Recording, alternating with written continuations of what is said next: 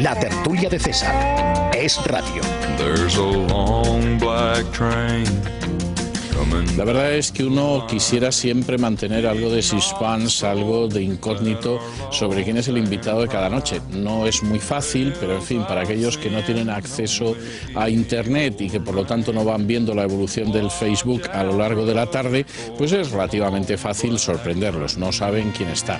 Hoy teníamos en nuestra tertulia de economía a don Juan Ramón Rayo y ya no ha habido manera porque ha destripado totalmente la sorpresa de esta noche. Quien está con nosotros es el economista don Jesús Huerta de Soto. Don Jesús, muy buenas noches, muy bienvenido. Buenas noches. ¿Es verdad que nos roban los bancos? Hombre, literalmente no. Lo que los bancos hacen es desarrollar un negocio que consiste básicamente en crear dinero de la nada a través del proceso de expansión crediticia, que para que lo entiendan los que nos están viendo consiste pues simplemente en que conceden un crédito que registran en su activo, siendo el colateral en el pasivo simplemente un apunte contable, crédito a depósito, y entregan al que recibe el crédito, digamos un empresario, un talonario para que pague.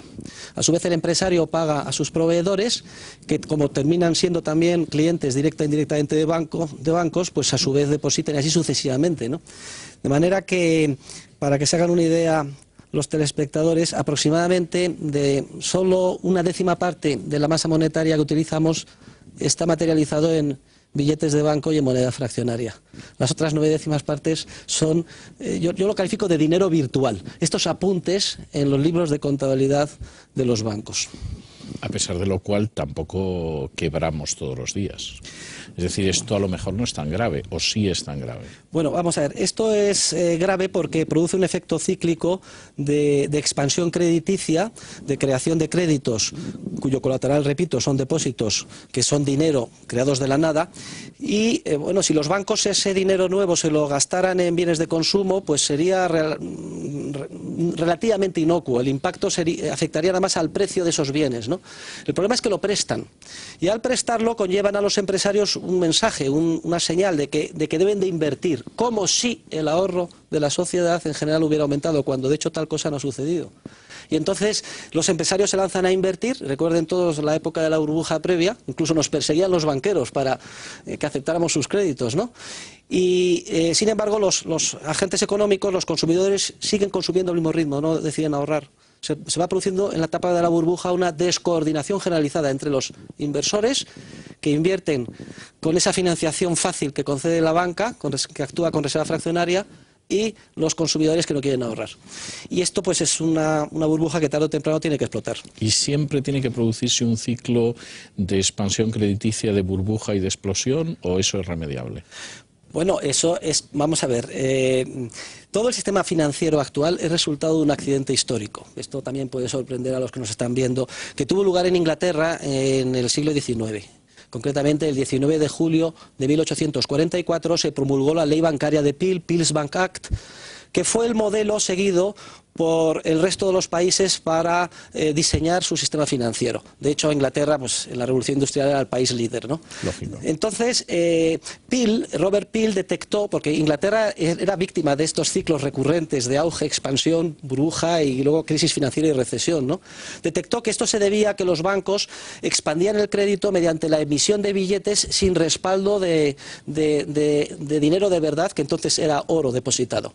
Los bancos se dieron cuenta que, como estaba el oro ocioso, que podían emitir, como confiaban en ellos, más papel moneda, certificados de depósito, que el oro realmente que había ahí. Y lo prestaban. Y esto daba lugar a una burbuja tremenda que tarde o temprano se revertía en forma de crisis. Entonces la ley de Peel prohibió esto y exigió que a partir de entonces los banqueros, la banca, mantuviera un coeficiente de caja del 100% en relación con la emisión de papel moneda. Luego no podían emitir ya más papel moneda si no había 100% de oro depositado. El problema es que se les olvidó exigir lo mismo en relación con los depósitos a la vista, porque entonces los economistas no teníamos muy claro que los depósitos a la vista, esos apuntes contables de los bancos, juegan el mismo papel exactamente que el dinero. Y lo único que sucedió es que los bancos redireccionaron su negocio. Hasta entonces se dedicaban a emitir papel moneda sin respaldo, pues pasaron a partir de entonces a emitir depósitos sin respaldo. La lógica desde entonces ha sido muy clara. La ley de Peel, a pesar de sus buenos intentos, fracasó ostensiblemente, continuaron las burbujas, cada X años venían mal dadas, había una corrida bancaria. Todos hemos visto Mary Poppins, hemos visto a los niños con las dos pelis, Sí, todos sí, sí. y entonces inevitablemente pues, hubo que crear un banco central, que en un primer momento fue el banco privado más importante, el Banco de Inglaterra, para generar la liquidez necesaria para apoyar a los bancos en esos momentos de apuro, ¿no? Claro, como el oro no se puede crear de la nada, pues hubo que introducir el papel moneda, dinero puramente fiduciario, y las leyes de curso forzoso para obligar a la ciudadanía a aceptar como medio liberatorio de pago ese papel moneda y no el oro, ¿no? Y así hasta hoy. O sea, que es curioso que a mí me parece increíble, ¿eh?, que ya en la segunda década del siglo XXI las economías mal llamadas capitalistas sigan asoladas por estos ciclos recurrentes de auge artificial, crisis financiera y recesión. Le vuelvo a preguntar lo de antes, ¿y eso tiene solución o estamos condenados a un samsara de burbuja, quiebra, recesión, etcétera? Vamos a ver, sí que tiene. Lo que a mí me gustaría dejar bien claro es que estas crisis y estos ciclos no son resultado de la economía de mercado. Es decir, no hay sector más intervenido que el financiero. Y no hay más que pensar un poco con espíritu crítico y recapitular la situación del sector financiero y bancario. El dinero nos ha sido expropiado históricamente, como he demostrado, y se nos ha impuesto un dinero público. Hay un órgano central de planificación que se llama Banco Central, que se empeña en fijar la oferta monetaria y además que Manu Militari, por decreto, establece el que debiera ser el más libre precio en el mercado, el más importante, que es el tipo de interés. Y luego hay una maraña inmensa de regulaciones en relación con el sector financiero. Si esto es una economía de mercado, pues que baje Dios, venga y nos lo diga. Esto es socialismo puro y duro. Y lo que está pendiente, después de la caída del muro de Berlín, es culminar, la última etapa que queda es aplicar los principios de la propiedad privada y de la economía de mercado al sector financiero. Y esto exigiría 3 medidas, básicamente, que si quieren les explico. Por favor. Bueno, pues en primer lugar, completar la ley de Peel allí donde quedó incompleta. Es decir, que los depósitos... Claro, exigir también el coeficiente del 100% en relación con los depósitos a la vista y equivalentes. Cuando digo equivalentes es que hay muchos depósitos a plazo que en realidad son depósitos a la vista, porque el banco sotoboche te dice que lo puedes retirar cuando quieras, Esto, por otro lado, es obvio, porque en cualquier depósito de cualquier bien fungible, lo entenderán los telespectadores, sea, pues yo que sé, un silo de trigo o una almazara de aceite, si el que lo recibe, que es el depositario, se apropia de una parte para sus negocios particulares, en el Código Penal está penado, con 4 años de cárcel, es un delito de apropiación indebida. O sea, es obvio que hay que mantener siempre el 100% de lo que se te da en depósito. Lo único que pasa es que los banqueros históricamente han logrado un privilegio para actuar al margen de estos principios generales del derecho. O sea que la primera medida sería exigir que la banca actúe como cualquier hijo de vecino, sometido a las mismas normas del derecho, que exige el coeficiente de caja del 100%. No parece fácil. ¿Cuáles serían las otras dos condiciones? Bueno, una vez que esto se hubiera llevado a cabo, ya podríamos eliminar la banca central, porque el órgano de planificación central financiero, que es el Banco Central, ya no sería necesario, ya no habría riesgo de corridas bancarias. Si va la gente por su dinero, siempre estaría allí. Se habría logrado separar 2 negocios que ahora están mezclados y son incompatibles entre sí: el negocio de crear dinero y el negocio de intermediación financiera. Ahora, como están mezclados, cada vez que se invierte mal, pues resulta que afecta al sistema de pagos y al sistema financiero, se desmorona todo. Tiene que haber un banco central para que salve a los bancos cuando hay una crisis financiera.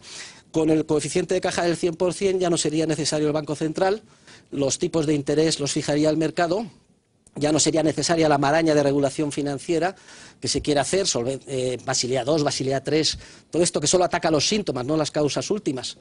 Y luego, además, los miles de funcionarios que valen mucho y que están en los bancos centrales se dedicarían, supongo, que a producir bienes y servicios de valor para los ciudadanos. Y luego quedaría una tercera pata de la reforma, y es quién sería responsable de emitir la base monetaria. Hay un colega mío que ha fallecido hace poco, premio Nobel, Maurice Allais, premio Nobel de Economía francés, que él mantenía la teoría de que la base monetaria siguiera siendo papel moneda emitido por una agencia pública que creciera a un ritmo preestablecido constitucionalmente del 2% al año. Esa medida, que sería un avance en la buena dirección, a mí no me parece suficiente. El dinero es demasiado importante para dejarlo en manos de los estados.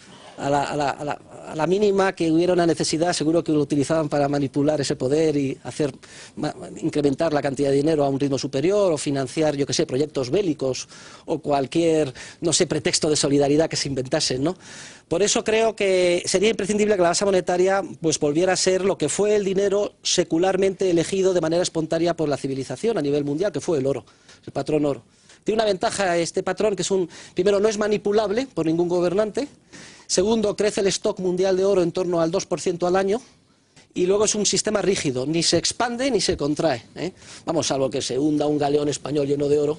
Va a ser difícil en estos momentos. Hay una cosa que se me escapa. Si efectivamente los bancos tienen todo el dinero en el banco, es decir, no hay una serie de apuntes ficticios que crean dinero virtual, sino que ese dinero está en las bodegas o en los depósitos de los bancos. Y tanto usted como yo, como cualquier otro, lo puede retirar. ¿De dónde saca el banco el dinero para prestarlo? Bueno, vamos a ver, es que los bancos consolidarían al 100% los depósitos a la vista, nada más. Pero como intermediarios financieros prestarían con un diferencial, que sería su fuente de beneficio, lo que previamente se les hubiera prestado a ellos, bien en forma de depósitos a plazo de verdad, es decir, que durante el plazo no puedes disponer de tu depósito, sí, o bien emitiendo obligaciones, o bien gestionando fondos de inversión, etcétera. ¿Y eso no contraería mucho el crédito? No, eso lo que permitiría es que solo se invirtiera lo que previamente fuera ahorro real y genuino, y no como sucede ahora, que en las etapas de la burbuja se manda una señal como si hubiera mucho más recursos ahorrados cuando en realidad no los hay, y los empresarios se lanzan a invertir en un proceso de euforia, de exuberancia irracional, que decía el ínclito de Alan Greenspan. En esa etapa de la burbuja además es peligrosísima porque todo el mundo está muy contento, es como la droga, ¿eh? Recordemos que en la etapa de la exuberancia los empresarios están muy contentos porque consiguen financiación muy barata para cualquier proyecto por alocado que sea. Los trabajadores y los sindicatos también, porque hay una demanda tremenda de mano de obra. Los políticos ilusionadísimos, porque sin entenderlo ven como los ingresos públicos crecen como la espuma. Están dispuestos a financiar cualquier cosa. Incluso a lo mejor unir con un AVE todas las capitales de provincia, incluyendo las Baleares y Tenerife, y las Canarias, las de las Islas Canarias. Entonces, en esa etapa de burbuja nadie se atreve a pararla, ¿eh? Ningún banco central quiere ser responsable de haber sido un aguafiestas. Y es lo malo, que un sistema democrático es especialmente sensible a estos procesos que son tan perturbadores, ¿no? La democracia, para funcionar, necesita un marco de referencia que discipline a los agentes que participen en ella. Eso ya lo decían los griegos, claro, pero no tuvieron mucho éxito, ¿eh? Y sin embargo, en España hemos dado un paso adelante, porque quizás sin ser conscientes nuestros responsables políticos, la entrada en el euro ha sido un paso en la buena dirección. Porque hasta ahora, cuando venía una crisis financiera y una recesión, en España y en todos los países, Grecia, etcétera, se actuaba siempre haciendo lo mismo. Como lo que exige es la recesión, es el momento en el que el mercado descubre los errores que se han cometido en la fase previa. Por ejemplo, en el último ciclo, en relación con el sector inmobiliario y promociones inmobiliarias, etcétera, ¿no? 1 millón de viviendas que se han hecho y que nadie quiere. Y el mercado, pues, que es muy eficiente dinámicamente, se pone manos a la obra a tratar de reestructurar y reasignar los factores productivos hacia donde debieran estar. Y eso exige que bajen los precios, unos más que otros, de todos aquellos bienes que se han producido por error.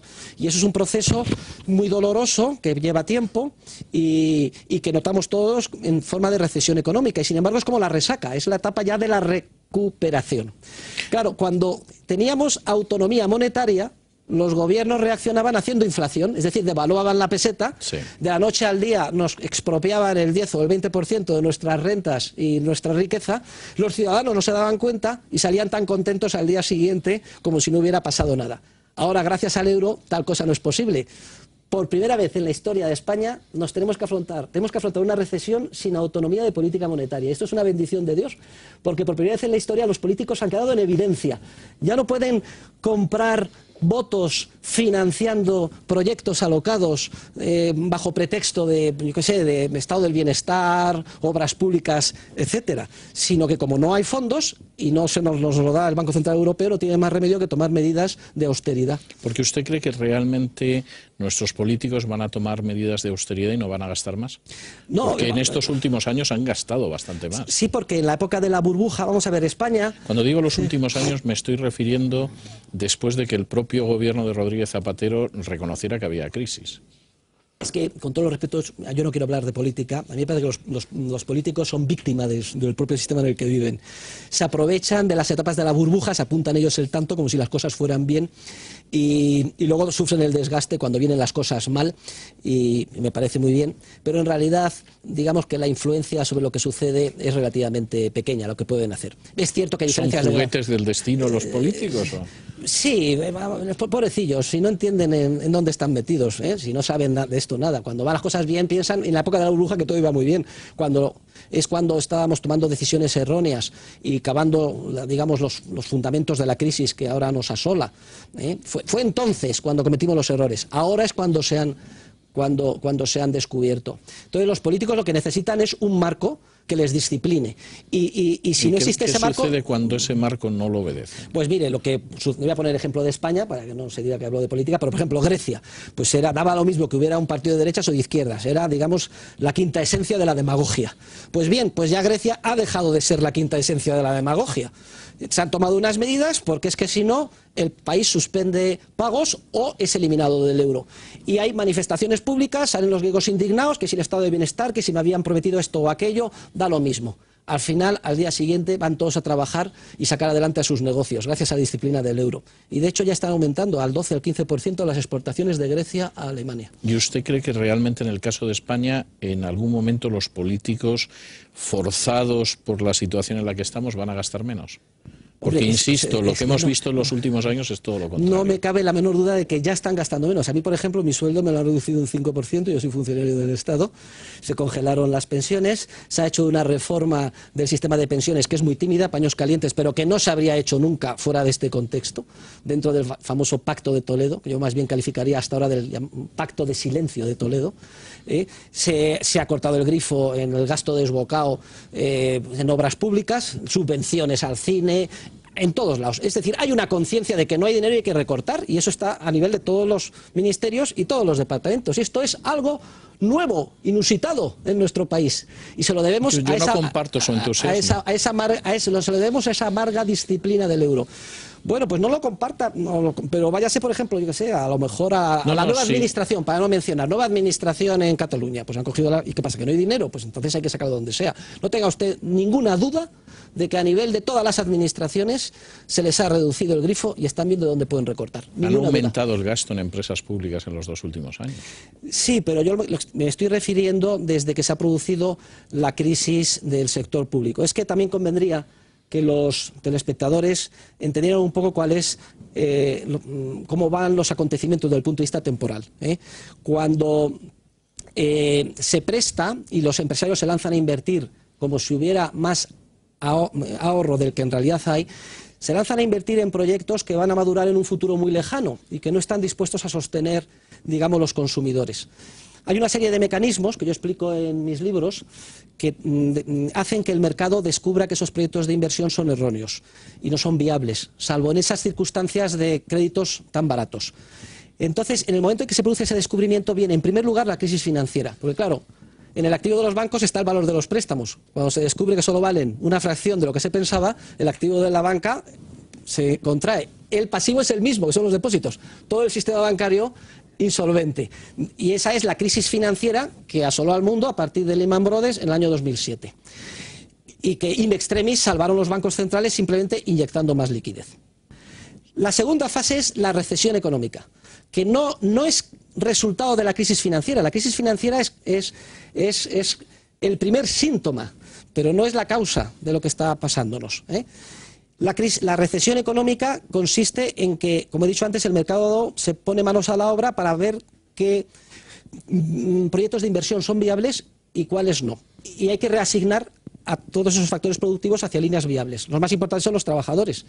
Y de hecho que el paro haya crecido en España hasta la cota de casi 5 millones es la principal prueba de que ya se ha producido el saneamiento en nuestro país. ¿Usted cree que ya se ha producido el saneamiento? Sí, y además lo puedo explicar. Miren, esto es como si... O sea, ¿no vamos a tener más parados? No, vamos a ver, es que el crecimiento del desempleo es la manifestación de que ya se ha hecho el saneamiento. El saneamiento es muy eficiente, es rapidísimo y brutal en una economía de mercado.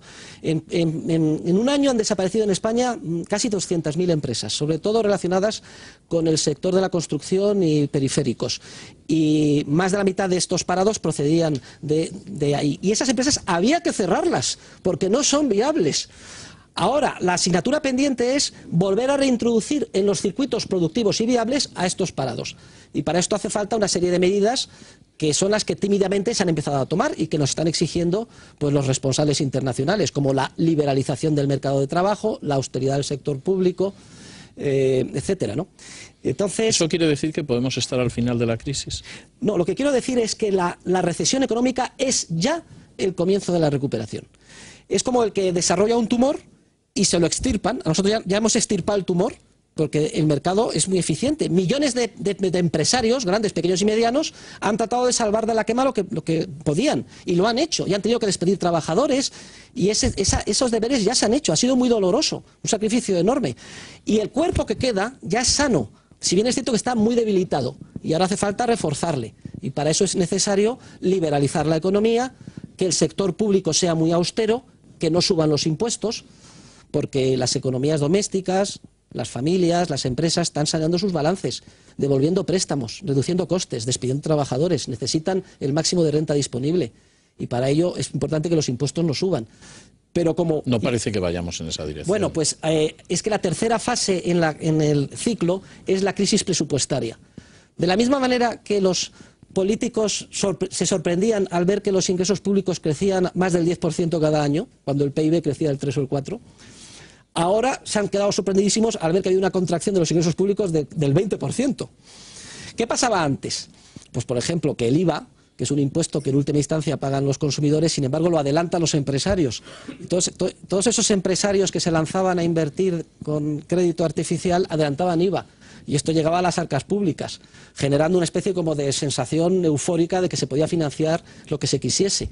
Nos metimos en un estilo de gastos que no es soportable para nuestra nación. No hay nada más que ver los miles de kilómetros que tenemos de AVE, que no tiene ningún país, o la T4, o para qué hablar de un aeropuerto que me parece que se ha hecho en mitad de la Mancha, etcétera, ¿no? No solo en mitad de la Mancha, hay alguno más. Entonces, cuando viene la recesión, sucede lo contrario, se desmoronan muchos proyectos empresariales, los ingresos públicos se agotan, hay más gasto, sobre todo por los estabilizadores automáticos, desempleo, etcétera, y es cuando se pone de manifiesto que no hay dinero y hay déficit y necesitamos acudir a los mercados internacionales para financiarlo. Y los mercados internacionales dicen, Nanay de la China, o tomáis las medidas estructurales para recuperar la competitividad o no os prestamos.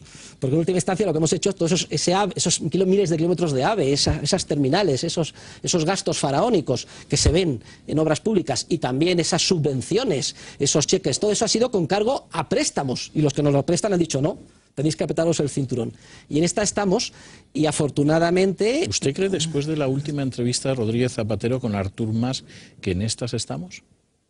Es que, mire, a mí no me gusta hacer comentarios de tipo político, porque los políticos... No, yo lo entiendo, y entiendo que su desarrollo... Los políticos tienen que su desarrollo es muy brillante, pero en el plano teórico, porque yo intento contrastar eso con la realidad y lamento decirle que no me siento tan optimista. Vamos a ver, mire, los políticos... Pero puede que yo esté equivocado y le pido que me persuada. Sí, a ver si le puedo... Los políticos en un entorno democrático tienen que hacer lo posible para que les voten.